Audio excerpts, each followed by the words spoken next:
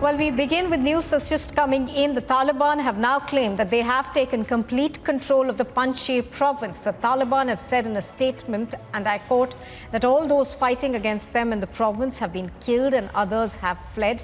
Now, this comes in the back of about 500 Pakistani Special Forces troops that entered Panjshir, launching drone strikes on frontline leaders. The Taliban, of course, has come out and now said that they have complete control of the Panjshir Valley. The Panjshir Valley was the home to the resistance that had been mounted by Ahmad Massoud of the Northern Alliance and the former Vice President of Afghanistan. General G.D. Bakshi joining us live on this. General Bakshi, good morning. How do we see this going on from here now? Because it is a confirmation that Pakistan, of course, has entered Panjshir. They have helped the Taliban gain complete control of the country. Where do you see this heading now? Look, I am most skeptical about the Talibani campaign. They have been, tom-tomming their so-called success for a very long time. I am not at all convinced that it is there because we have news to the contrary. And let me break it on your channel, on Republic channel first. Major General Adil Rahmani, the man in charge, the SSG commander, is there on the ground. He is desperately asking for reinforcements. The 11 Corps Commando Battalion of the Northern Light Infantry and the 3rd Battalion of the SSG. Please remember that right now 2 SSG battalions are engaged in the fight. 1 Northern Light Infantry Battalion is also being staged forward. Two more SSG battalions have been moved forward to Landi Kotal. Additional artillery regiment of 130mm guns and 120mm mortar battery is being staged forward. Right? And 2 JF-17 fighters are ready now to fly to Kabul and from there mount air attacks. General Adil Rahmani is in serious trouble. He's asked for tents for his troops because they have been out in the open all these nights and satellite communication equipment. As I see it, they are more or less, this is a repeat of Kargil. This is a repeat of Kargil. They are going up in driblets, bits and pieces. They are likely to take extremely heavy casualties. The Panjshir position is a very, very good defensive redoubt. If the Russians could not take it, I have serious doubts about the Pakistani claims. Very serious doubts. This is the right time for India to step in and help. Tajikistan is openly said it will support the Panjshir Valley fighters. Okay. They have created drop zones to receive airdrops. They are sending helicopters with supplies, right? And like I said, all that they need is shoulder-fired anti-aircraft missiles to take care of the JF-17s and also the UA Cobra attack helicopters. I'm sure they'll be reaching there soon, and then we will see the difference. This is an ideal time for India to do something in POK. Now, General Bakshi, you were talking about the topography of Panjshir. Now, explain to our viewers why it is so difficult for, Pakistan essentially to help the Taliban gain control of this valley. As you yourself talked about, it's never been controlled neither by the Soviets nor by the Taliban, in their first innings. So, explain to us geographically how this valley makes it extremely difficult for anybody to control. Look, when you go from the Kabul roads onto the national highway through the Salan Pass and towards Uzbekistan, which was the main Soviet supply route, this is the north-south valley and there are a number of east-west valleys that, meet it at right angles.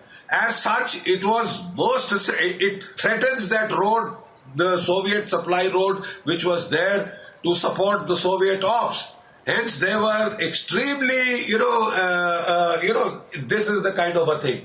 at right angles to this valley. They were extremely sensitive to Panjshir. No wonder they launched 7 attacks, one after the other. Now these are very narrow valleys. They look just like Kargil. There is no vegetation, no place where the attacker can hide. That is where the Indian army in Kargil had taken very heavy casualties initially. Don't forget that. There is no cover. There is nothing. There are very narrow valleys with steep sides. The defenders are all on top of the sides, and anybody who comes with Humvees and such like cartoon vehicles inside the valley floor will take a pasting. That is why the Pakistanis had sent in their SSG battalions to attack like normal infantry battalions on foot. This is not the task of the SSG. And the Pashtun officers are complaining. They are saying, where are the Punjabis? Why only Pashtuns? Why are we not being allowed to fight in a uniform? Why in civil clothes? They are taking heavy casualties. Heavy casualties. The Peshawar hospital is full, and a forward treatment center has been moved by 11 Corps to Kabul. Right. They are asking for tents there. So far it was a pell-mell operation. They hurriedly pushed them forward without logistic support, without due this thing. Kargil is being repeated here. We were also taken by surprise. So have the Pakistanis were taken by surprise by the sudden need. They did not anticipate Panjshir would fight and fight like this. Right. So I don't think we should take Pakistani propaganda campaigns. Absolutely. This particular photograph they have been showing for a number of days. General Bakshi, as you're pointing out, this is not going to be easy for Pakistan essentially to perhaps take control of that area. For the moment, thank you very much for joining us, General G.D. Bakshi.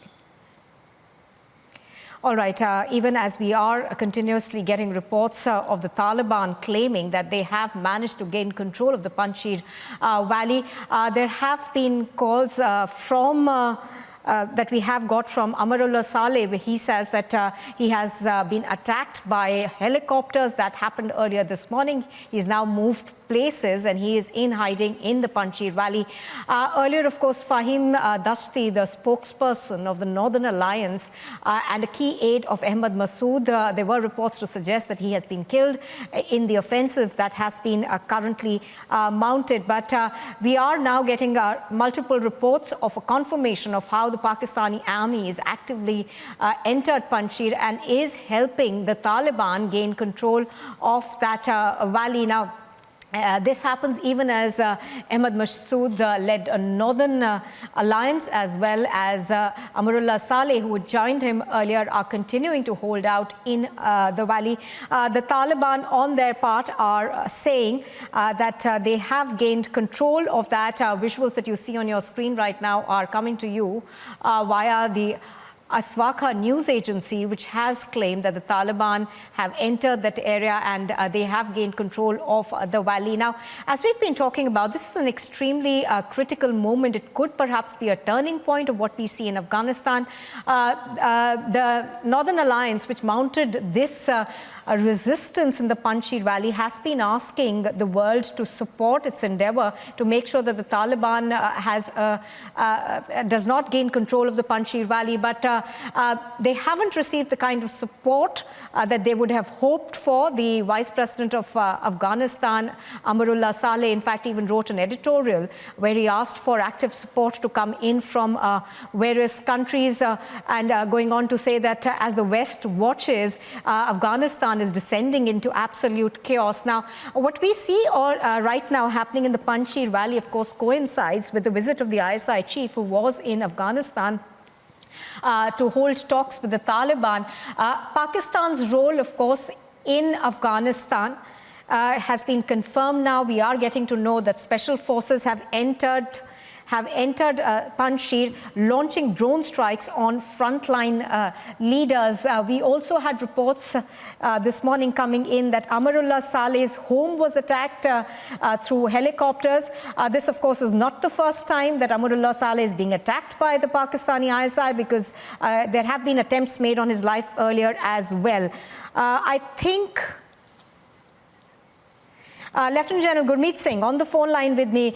Good morning, Lieutenant General Singh. Thank you very much for speaking to us on Republic.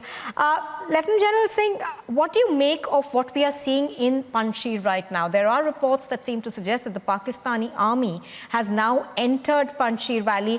They are launching drone strikes and they are actively, in a sense, supporting the Taliban with not just weaponry, but with manpower as well. Absolutely. I think Pakistan Army is there, and it is not open, it's a stark open. I think the world can see for themselves that the Pakistan Army is fighting there in Panjshir, and they're fighting with the special forces, with the special equipment, with the drones, and they've taken their artillery guns, armored fighting vehicles, and all wherewithal which is required to support attack on Afghanistan National Resistance Force.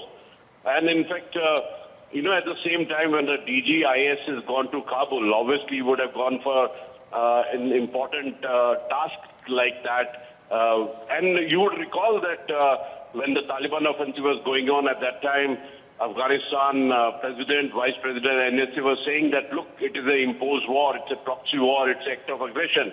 And now we are seeing, even after the Taliban has taken over the reins out there, they're about to form the government. Pakistan has not only gone to Kabul, it has gone to Panjshir. It has gone 150 kilometers north of Kabul. That shows that they're deeply into it. In fact, the very strategy which Pakistan had in the beginning, they had planned to create Taliban as a strategic asset. They were going in for strategic space in Afghanistan. They were going in for strategic depth. And they've actually gone into the depth of 150 kilometers from Kabul inside. And now they're doing it out there. Look, when fighting of this nature takes place, there is always a lot of propaganda which is along with it. And knowing Pakistan, they have always relied on proxy, lies, and deniability. And their thoughts are even thickened by what the Chinese have taught them regarding media war and psychological war. So I think even they may be claiming any success out there, but I think the world has got to wait and see, because on the other side, the fighters of the National Resistance Force have got an exclusive history and legacy of fighting in this area, and this terrain of Panjshir actually assists the defender. So it's a different ball game out there. I'm definite about it that be it Taliban, Al-Qaeda, or the Pakistan Army, which has gone there with everything possible, they are going to have a large amount of casualties in this area. And the problem is that the propaganda war, because Taliban has gone with two things. One, they've gone along with the guns, and second is the camera. And the third is this covert action of Pakistan. Right. So I think we'll have to wait and watch what the actuality is. But one thing is open, absolutely stark open to the world, to say that Pakistan has gone for as an act of aggression within Afghanistan, which is, I think, the key aspect of it.